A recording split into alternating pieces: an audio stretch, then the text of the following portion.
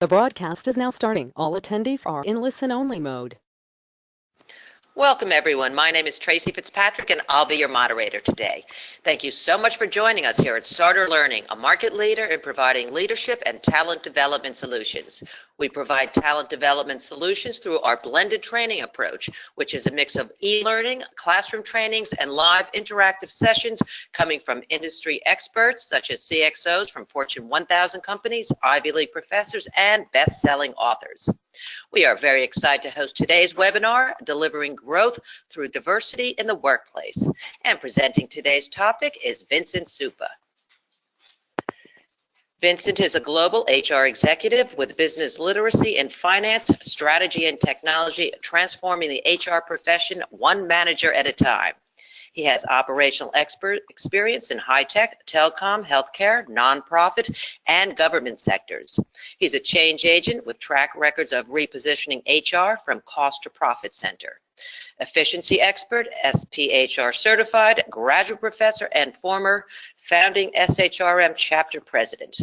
Currently, Vincent holds a president position at HR Avant-Garde and is an adjunct instructor in human resources graduate master's business degree program at NYU. Now, please bear in mind that this is an overview of a very robust topic. We do offer a collection of leadership, business, and management courses that can be tailored towards your specific requirements. If you are interested in a further discussion, you can make an appointment with our learning consultants through our website at starterlearning.com. And now I would like to invite our global operations and strategic marketing head at Starter Learning, Gaurav Basal, to discuss some values and important things about Starter Learning and how organizations across industries are benefiting from Starter Learning courses and other talent development solutions. Go ahead, Gaurav. Hey, thank you, Tracy. Thank you so much for this introduction. And thank you, Vincent, for taking time out of your schedule today and joining us for this webinar. Honor to host you. Now, let me start by sharing a few details about Starter Learning. It is a collaborative knowledge platform, as you can see on the screen, bringing the world's best business and leadership insights from some of the best Fortune 1000 leaders, best-selling authors, and Ivy League professors. It is an e-learning platform based on the micro-learning concept, which is helping customers build innovative learning organizations by helping them achieve the goal of a smarter workforce for the future, adapting to changes and driving growth. We do this with a broad catalog of our offerings, developing customized learning plans to our delivery of capabilities. Let's move to the next slide, Tracy. Great, thank you so much. Now, this is what you can see on the screen are a panel of our experts or trainers or CXOs or best-selling authors or Fortune Ivy League professors. It's a very, very great mix of people with minimum of 25 plus years of experience individually and at the top of their game. You can see Iran in Myanmar, first column, first row. He's been the former CEO of one of the largest retail organizations in North America. Next to him is Russell Sarda, the CEO at Netcom Learning. He's been one of the best Asian American businessmen awarded in the last 5 years, and he's running this organization, a multi-million organization. Column 2, row 1 is Gene. Gene is the Chief Knowledge Officer at Cisco, and a whole lot of such people who are contributing, working with us every day to curate some of the best courses, some of the best insights from business, how did they build these organizations, how they're running these organizations so successfully. And talking about a few of these, I mean, we do have a course from Ati Riazi on organizational leadership. She is a CIO of United Nations. We also have a course from Jean, Chief Knowledge Officer at Cisco, and we also have a course from Linda Hill. And needless to say, we also have insights from Vincent. So what you're going to hear today in the webinar is exactly multiplied by hundreds and hundreds of times is what you see on starterlearning.com. So it makes a lot of sense for all of you, whether we want to upskill ourselves individually or we are looking at upskilling our teams, our colleagues, our organizations across different functions. It's time to log in, browse through the content, browse through the practices, and see if it makes sense for all of you. If you can go to the next slide, Tracy. Now, last but not the least, to put numbers into picture, we have 200 plus such micro-learning courses, 20 plus programs, 170 plus such experts who are contributing every day on the platform, And all of this is curated through bite-sized lessons. We have 4,500 plus bite-sized video lessons contributing to these 200 plus courses and 20 plus programs. And as I did mention earlier, all the certified courses are through leadership development, business productivity, soft skills, best-selling books, both series, and so on and so forth. And you can take these courses anytime, anywhere on your mobile, on your tablet, on your laptop, and so on and so forth.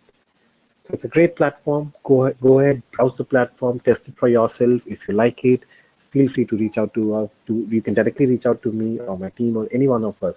Share your queries. If you have any queries during the webinar, feel free to mention that. Look forward to speaking to you all. Thank you. Over to you, Tracy. Over to you, Vincent. Thank you so much, Gaurav. So why should all of you want to attend this webinar? With this webinar, as a leader, you'll learn about why organizations are focusing on social impact issues and why they are giving attention to programs connected with corporate responsibility, diversity, and inclusion. You will also learn how you can measure the success of your programs around diversity and inclusion, how as a leader you can identify and deal with unconscious bias, and why leaders must understand talent needs and their own biases, and much more. And now I'd like to give you a quick overview of the logistics before we get started. To begin with, you do have the option to adjust the window size to your liking. Simply hit the escape key and find the zoom button on the top left corner of your GoToWebinar viewer. Everyone has been muted except for our presenters. Please feel free to submit any questions you do have for the presenters here in the questions pane, and we will address them at the end of the session. A PDF copy of today's slides are also in the handout section of your GoToWebinar viewer. And in just a few moments, I'm going to pass it off to Vincent, who will be presenting today's topic. Okay, Vincent, you are live. Thank you, Tracy. Welcome, everyone. Diversity is the mix. Inclusion is respecting the differences. Welcome to our talk on diversity. Now, diversity and inclusion now impacts corporate branding more than ever, which also impacts their performance. Not only is the public increasingly aware of the issue of diversity, all we have to do is watch the news and witness the scrutiny of gender and racial diversity, but employees are also expressing stronger views on diversity and inclusion. Shareholders, customers, and even suppliers are taking a closer look at the issue. Now, we read recently how startup companies have been speaking truth to power and have actually been turning down money from venture capitalists because certain VCs are not diverse enough. This was just in the New York Times a few days ago. Again, imagine how important diversity is that startups seeking financial capital would actually turn down the money unless the VC firms themselves are diverse. Now, the topic of diversity is even more important in talent acquisition than ever. For younger workers, inclusion is not just about assembling diverse teams, but also about connecting team members so that everyone is heard and respected. Every employee is meant to add value to the company. So if you have employees who are marginalized, whose voices are not being heard, well, that is suboptimal performance, and there's just no business case for that. So companies should now align their approach with the expectations of millennials and others, or they will lose talent. So now we have a poll question, and the question we're asking our audience today is, do you mask or downplay any aspect of your physical, cultural, or spiritual or emotional self at work? So there are three choices. We'd like you to participate. Is it yes? Is it no? Is it maybe? We're going to give about 45 seconds for you to answer. Again, you'll see the question on your screen. Do you mask or downplay any aspect of your physical, cultural, or spiritual or emotional self at work? And we're just going to give everyone a moment to think about that and reply.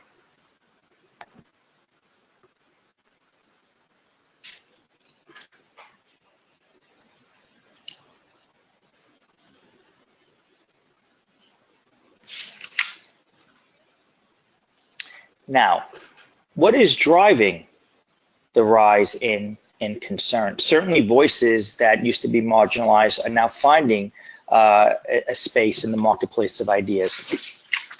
Now, immigration challenges, nationalism, we hear about this in the press more than ever. So organizations report that employees are personally concerned about what they read and hear in the newspapers, and they want their employers to offer their perspective. Simply put, employees want to know that their values are aligned with the values of the employers who hire them. Companies with inclusion talent practices in hiring, promotion, development, leadership, and team management, well, companies that have these inclusion practices generate up to 30% higher revenue per employee with greater profitability and margin than their counterparts. So clearly, not only is it the right thing to do because it makes for a better workspace, but there's also a very clear business case for it. And even more straightforward, we could say that your applicant pool should, at a minimum, match your customer base. So again, not only is diversity and inclusion the right thing to do, there's also a business case for it. So the need for diversity and inclusion is now an important component at work, and we now see companies offering programs to raise awareness and even have training in unconscious bias. Now, companies such as Facebook, Salesforce, and other Fortune 500 companies are publicly highlighting gender equality, and more importantly, they're setting a strong example. Now, another example would be Salesforce. Salesforce performed a comprehensive analysis of 17,000 employees and identified a gender pay gap. And then the company spent $3 million to even out this disparity. Now, the topic of equality and gender pay gap has received mounting public attention. There's even a new emphasis on transparency of executive pay. But I'll also add to that there is a compensation practice which is still in the minority, but it is increasingly popular with startup companies where pay to the CEO, that the pay is published internally. The thinking about having completely transparent pay where every employee knows what every other employee is making is that if there is inequality, it could be more readily, more quickly addressed because everyone knows what everyone else is making. So again, this is a trend which we see in newer startup companies. And the whole idea is if you're doing the right thing, there's nothing to hide. And people do understand that certain levels will get paid more than other levels. So again, transparency in pay where everyone knows what everyone else is making. We might see this growing in medium-sized and possibly one day Fortune 500 companies. Now, the Prime Minister of Canada certainly made headlines by appointing a gender equal cabinet. The number, if you look at his cabinet, there is gender equality down the line. Now, as career trajectories change, issues of age and life transition are becoming more important. Now, as the prospect of longer careers becomes more and more common, we will see a wider generational span in the workspace. Now, efforts to address the issue of this of competing demographics between millennials and boomers and mature workers, well, this is another form of diversity which should be embraced. Now, there is evidence that suggests that millions of baby boomers are now delaying retirement, while many millennials are approaching the age when both spouses are off in work. And of course, they expect and demand equal treatment. Now, let's talk about the key catalysts for successful implementation of diversity and inclusion. Now, we could talk about technology that is used to identify problems and measure the progress of diversity and inclusion. Analytics can now help identify patterns of gender and racial bias and disparities in compensation and rewards. And it could also help uncover bias in hiring and promotion. There are tools that take resumes and they aggregate them anonymously, and they could help train managers to remove bias. And of course, this would promote diversity and inclusion. Now, what I do want to add is that predictive analytics, by definition, looks at historical data points to make future predictions. So think about the implications of that. That means that some bias will be baked into the algorithm. Again, I'll lay out the case. Big data looks at historical data. So if you have historical biases, there is the risk that these historical biases will be quote unquote baked in the algorithm when you look at predictive analytics. So I mentioned that as a note of caution to say that big data and data analytics is not a panacea that will totally eradicate bias. It is one tool, but because it relies on historical data, because historical data does have patterns of bias baked in, that this tool should be used with that note of caution. Now, let's consider diversity and inclusion as part of a corporate infrastructure. We have compliance, we have IT, we have security. So now we want to move beyond HR, because diversity and inclusion must be practiced by everyone and owned by all line leaders. So diversity and inclusion is a business responsibility and not simply relegated to a siloed HR responsibilities. Now, geographic diversity is increasingly important as many organizations become global. How often are we working with virtual teams across several continents?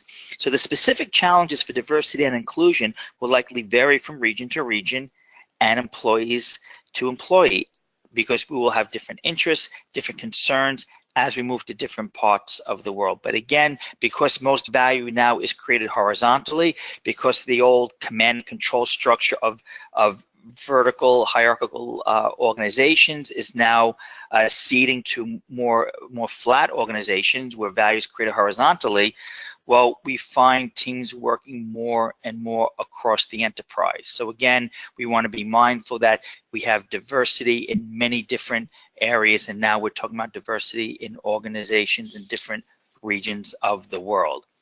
We now have a different poll that we'd like to invite our audience to participate in.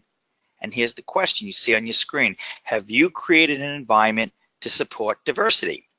There's yes, there's no, or maybe. Okay, so again, we'll give you a few moments to answer the question on the screen. Have you created an environment to support diversity? Yes, no, or perhaps.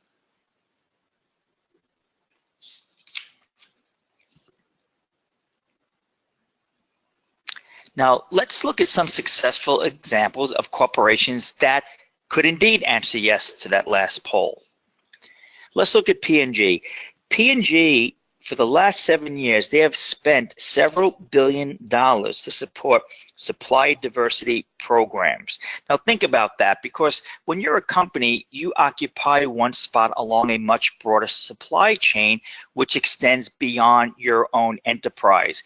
So it might not be intuitive, but supporting diversity does not mean only supporting diversity within your own organization, but within suppliers and vendors along your entire value chain. So again, P&G has spent billions of dollars to support its supplier diversity program, building a broad and diverse supplier base that includes over 1,500 women and minority-owned businesses. Let's look at Lloyd's Banking Group. This group recognized that putting inclusive behaviors at the core of its operations and making gender equality a priority, well, it benefited not only the women they employed, but also the organization as a whole. And it also benefited, according to Lloyd's Banking Group, their clients, customers, and communities. So this goes back to a previous talking point where I said, not only is diversity and inclusion the right thing to do, but there is a clear business case for it. Let's look at BMO Financial Group. This is a top North American bank, and it has pioneered a new approach to diversity and inclusion. It has implemented an initiative aimed at raising awareness and disrupting bias, including unconscious bias, during the recruitment and performance processes. This is an effort that they have undertaken to enable more objective talent decisions and better diverse outcomes. Now, I want to thank everyone for attending the webinar. I want to go back to one more poll question, and then I will toss it back to Tracy. So our final poll question is, which of the following programs and activities do you think would be more effective? We have 3 choices on our polls. Creating a program on diversity-related policies and training everyone. Or 2, creating a program for managers on how to manage teams in diverse environments. Or perhaps 3, creating a communication program and sending daily mails to everyone on diversity. So again, which one of the three activities do you think would be the most effective? Creating a program on diversity related policies and training for everyone, creating a program for managers, or creating a communication program? So which do you think would be the most effective? I'm hoping that the answer is obvious to you. Okay, with that said, I would like to thank everyone for attending today's webinar on diversity and inclusion. The fact that you attended today's webinar means that you care, and that is always the first step. And now I'm going to toss it back to Tracy. Tracy? Thanks so much, Vincent, for that informative webinar. And we do have some questions we're going to get to right now before I pass it off to Bonzel. First one comes from Lisa. How does diversity affect employee hiring? Well, diversity impacts employee hiring in the sense that you have some companies that actually, at one extreme, practice form of bias. And then you have on the other side of the continuum, which have diversity and inclusion as part of the hiring process. Because again, we did say that there's a business case. There is a business case for diversity and inclusion. So, but I do want to caution us that diversity and inclusion doesn't stop at hiring. It also extends through the entire employee timeline, from how you train and develop people, to how you compensate people, to how you promote people, and including how you separate people from the organization. So sometimes we think of diversity and inclusion as an important component of hiring, which it is. However, it does not stop from there. One way to tell if you're practicing diversity and inclusion in your hiring process is this: is the people that you are interviewing, does it reflect your applicant pool? If you're interviewing 10 people and if it is aligned with the applicant pool that you operate in, then there is some, mathematical evidence that diversity and inclusion is part of your hiring process. But if the ratios are misaligned, and then now we're talking about disparate impact, and that would be an example of diversity and inclusion not even being part of the hiring process, which by definition means it could not be part of your training and development promoting process, because you're not even getting people into your talent pipeline. And thank you for your question. Okay, I have another great question from Elle. How can one measure the success of a workplace diversity program?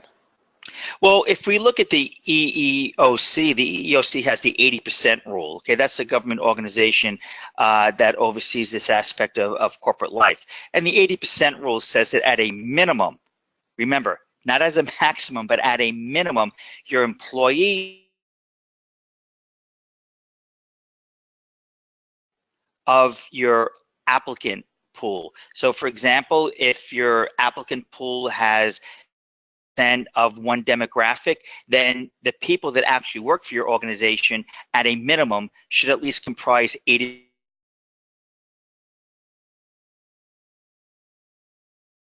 EOC. And another way is to really make sure that diversity and inclusion, again, extends to the entire value chain of an employee's career progression. So for example, if you're not practicing diversity and inclusion in your training and development process, well, by default, we will see disparate impact in the promotion process, because you're not giving the skill acquisition to all groups equally without bias. So I hope that makes sense, and I also thank you for your question. Okay, this is from Stephen. He would like to know, what do we do in career fields where women self-select out of it? For example, women enroll in computer science at the same or higher rate than men, but they leave the program for a different major and do not consequently enter the IT field. Well, I think what companies are doing is they're doing a better job at outreach.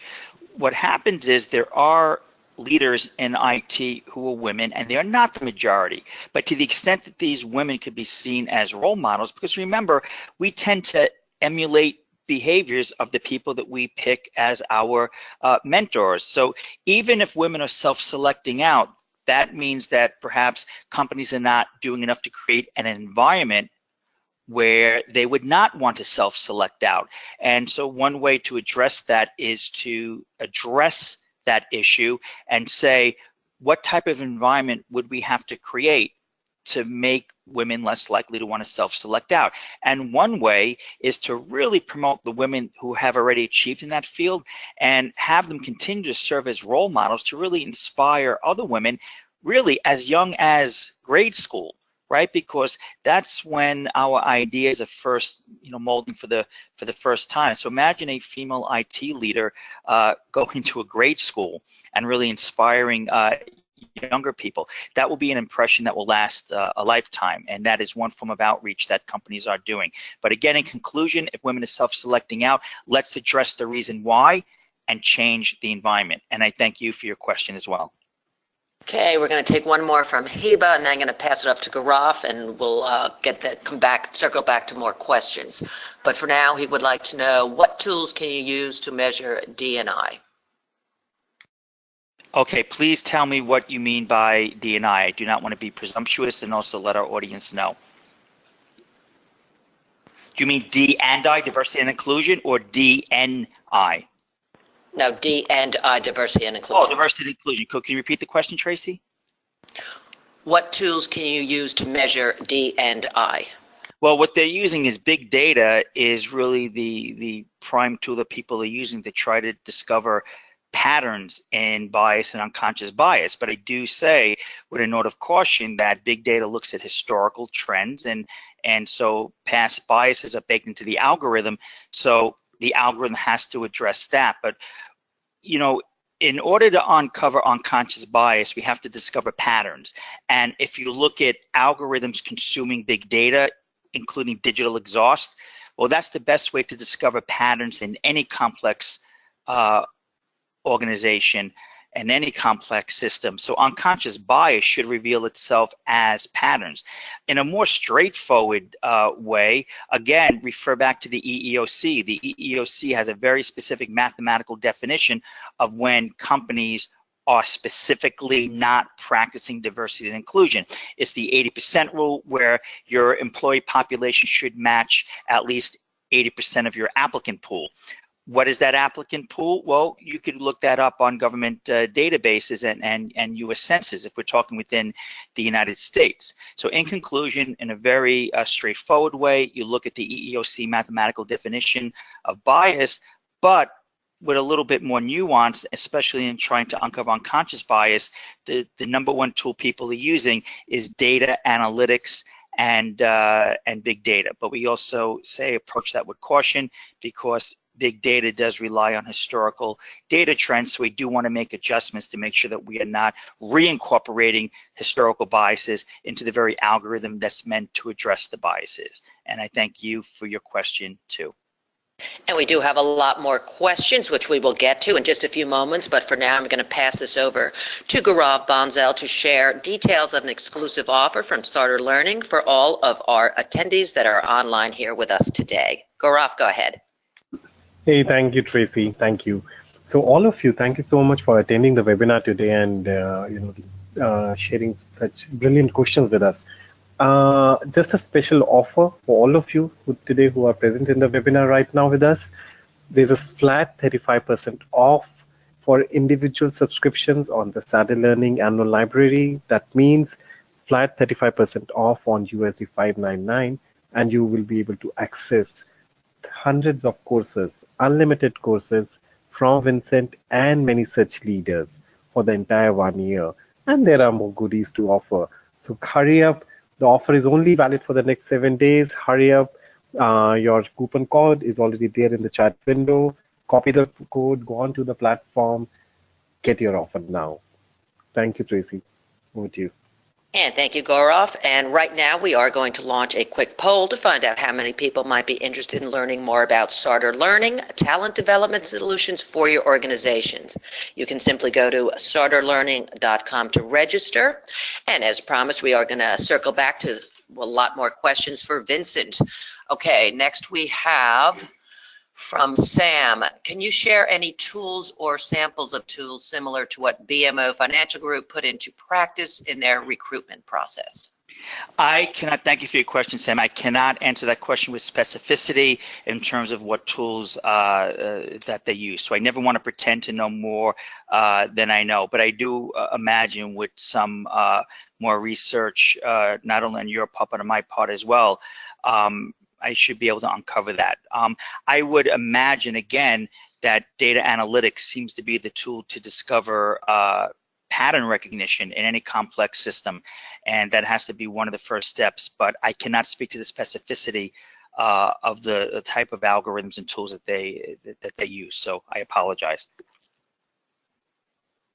Okay, next question, it's very long, so listen up, is from Steven. He says, I taught high school and sometimes middle school before I started teaching post-secondary. Women outnumber men 7-3 in the classrooms because men don't want those jobs. Men outnumber women in administration because women don't. I guess he meant to say is men don't want those jobs. Now at the career college, I have all men in the IT program. There was one woman, but she dropped out during the first week for medical reasons. The HVAC program is also 100% male. On the other hand, the allied health program is 90% female. How do we increase diversity when people simply do not want to work in that field? The women are self-selecting out in college before they even try the career field. Okay, so I do believe that by the next generation, this problem will resolve itself. But what do we do now, right? Because we're in the present. It means having better outreach programs. So what happens is that if you're advertising a certain curriculum in an environment which is already dominated by one gender over the other, well, again, that's going to be, you're going to attract one demographic over another. So outreach means that going into the community of the demographic that you want to encourage and support, and then making your case within that demographic. Now, when people self-select out individually, people have their own reasons, but when you could draw a conclusion because they're self-selecting out aggregately, that means that there's an underlying cause. So you have to look at what is the environment which makes one vocation more attractive to one demographic over another. So it goes back. Now, if we look at the nursing profession, right now, I see more and more male nurses, but yet maybe 30, 40 years ago, I didn't see that. So sometimes these biases correct themselves because the next generation of workers don't come with that baggage. So in conclusion, if people are self-selecting out, look at the underlying cause. What is it about the environment? Now, it could be that the environment is a, and I'm not talking specificity to your example, but it could be a hostile work environment and it's not conducive and does not appear welcoming. That sometimes is a reason in other fields. So again, you want to look at the environment, and the best way is to actually speak to the group. You say women are self-selecting out, right? Speak to them. Why did you not choose this career? Why did you not use this program? So if you're looking at women self-selecting out, and I'm glad you asked me the question, but even better, imagine asking the same question to the actual women who self-selected out, because their answer will be more profound than anything that I can offer. So in conclusion, let's go to the source and ask them and then address the environment. Very good questions, and I thank you. Okay, Jack, like addressing racial and gender inequality. Well, you know, there are many different, including within Netcom Learning,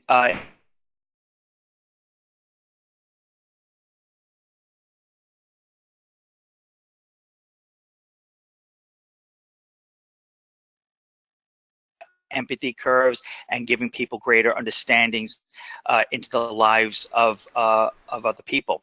So I participated in cross-cultural training programs where there's role-playing in order to increase the empathy across different groups. That's something that I have experience in. But I think a good training provider, instead of making a one-size-fits-all, would really sit down with your organization and really find out what are the unique needs of the organization, and then build a training around that.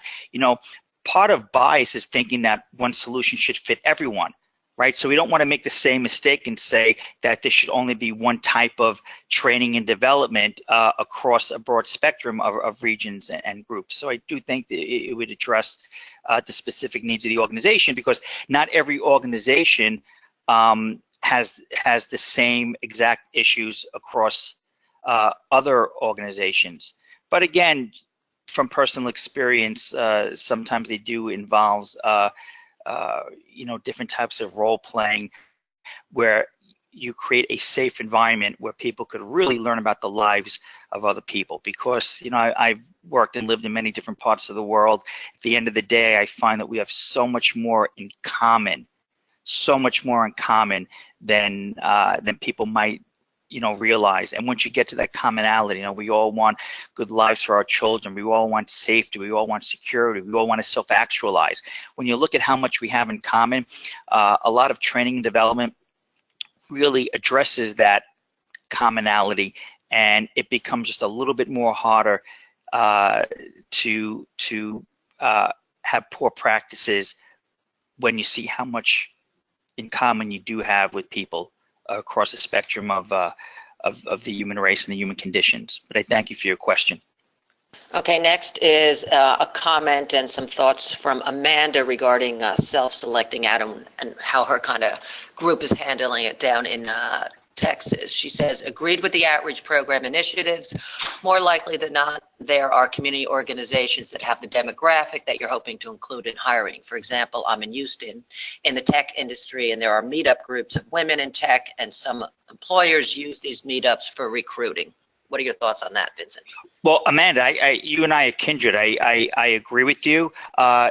Just your insightful comment really reminded me of something. I'm very much into big data, and the people I happen to follow on Twitter on big data happen to be women in big data. These are women pioneers in predictive analytics, and they happen to be the people that I follow on Twitter. So I do agree with you that going to organizations that have the demographic you're trying to reach, that really makes sense. And you basically operationalized how to perform outreach. So I agree with you, and I think that's a very insightful comment, and I thank you, Amanda. Okay, next from Stephanie. What do you say to a young white male who feels these diversity and inclusion initiatives are reverse discrimination? Example, white males can't get promoted, advanced due to lack of diversity. Well, I think you always want to, speak truth to power. And if you look at the statistics, facts are very stubborn things, and the facts would not bear that out. I think that you want to listen, and then you want to present the facts. Again, facts are stubborn things, and if you look at statistics from the Department of Labor, and you just look at the numbers, I think that you can make the case that that would not be the case. Okay, next question. Is there a way to know whether the leadership values diversity or not? One way would be just to look at the numbers. Are you following, at a minimum, the EEOC's guidelines, right? The 80% rule. Now, the 80% rule is the lowest bar I think you could set.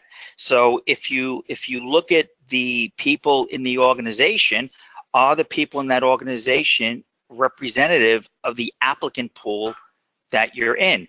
So to a certain extent, it really comes down to the math. But again, not only are the people in your organization representative of your applicant pool, but we're talking about the leadership itself, right? So diversity and inclusion includes hiring at the beginning, but then training and development, promotion, succession planning, compensation, right?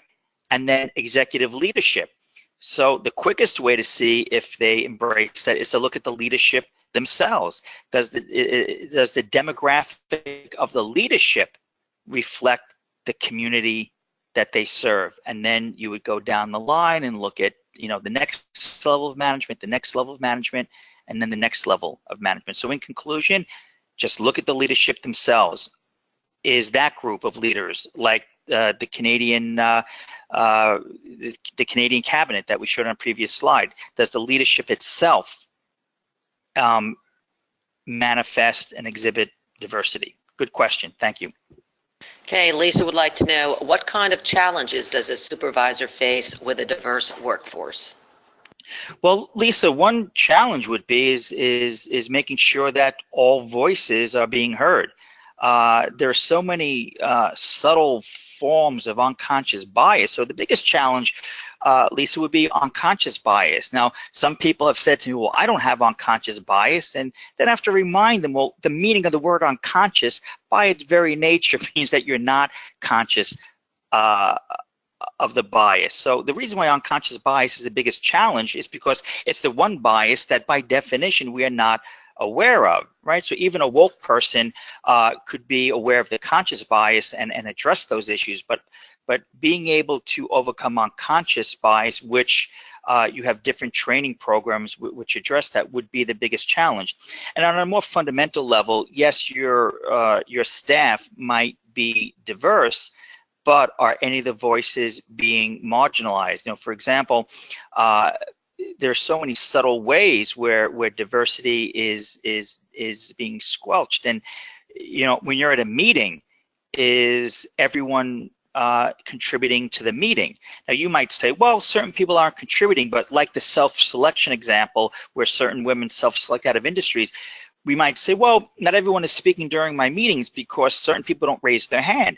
But it could be, are we creating an environment where that person feels comfortable raising their hands, right? So again, great question. In conclusion, the biggest challenge would be unconscious bias, because by its very definition, it's the one form of bias even well-meaning people may not be aware of. Thank you, Lisa. Okay, George would like to know, what are some of the ways of moving diversity and inclusion out of HR? Well, as the previous slide mentioned, diversity and inclusion has to be part of the corporate infrastructure. You know, if it's just part of siloed HR, now it just becomes a mere compliance function. It becomes a transactional function. But for diversity and inclusion to actually have a really phenomenal business impact, and to really be endemic into the DNA of an organization, it has to move out of HR and it has to be part of every line manager's philosophy. If you looked at the previous slide, our last poll question said, you know, which one of the three would be the most effective? And I think it would be the first one, where everyone is part of diversity and inclusion. In fact, not only should it not be just part of HR as a transactional, a tactical function, but it should be part of the corporate DNA. And that means that during orientation, right, that we make diversity and inclusion everyone's responsibility, that everyone has a role in it. So I hope that answers your question, George. Thank you. Okay, Vincent, any other final thoughts before we end today's session? I will say that diversity and inclusion is the right thing to do, and you may find yourself in a position in having to make the case to executive leadership. And one of the best ways to make the case to executive leadership is that there's also a business case for diversity and inclusion. If you look at innovation at its core, innovation is about looking at the problem from a different perspective or asking an entirely different question. I remember Mayor Bloomberg used to have, I think 3 times a year, used to have these technology breakfasts, and he wanted to make New York City the capital of the world for app development, right? And here's what Mayor Bloomberg said. He said, Silicon Valley might invent the technology, but we want the apps to be developed in New York City. And the business case he made is that apps, by their very definition, whether they're on an Android device or Apple, they're global in nature, right? An Uber app is global in nature. So he said the fact that New York City has over 200 languages spoken within the 5 boroughs, the fact that New York City is one of the most diverse cities in the world, he said that makes New York City representative of the world. And he said that if you want to develop a really great innovative app, you need to address diversity, so you might as well develop the app here. So another business case for diversity is that if you want to have innovation, you have to ask an entirely different question, and you cannot have that without diversity of thought, and diversity of thought comes from diversity itself. And thank you all. Again, just by attending today's webinar on diversity and inclusion, that means that you care, and I thank you. Tracy? And thank you, Vincent and Gaurav, and thank you all for joining us today. And if you do come up with any additional questions, feel free to send them to contact us at sarterlearning.com at any time. We hope that you found today's webinar informative, and we look forward to seeing you back here with us soon. Feel free to tell your friends and colleagues about our webinars and other courses. Have a great day, everyone.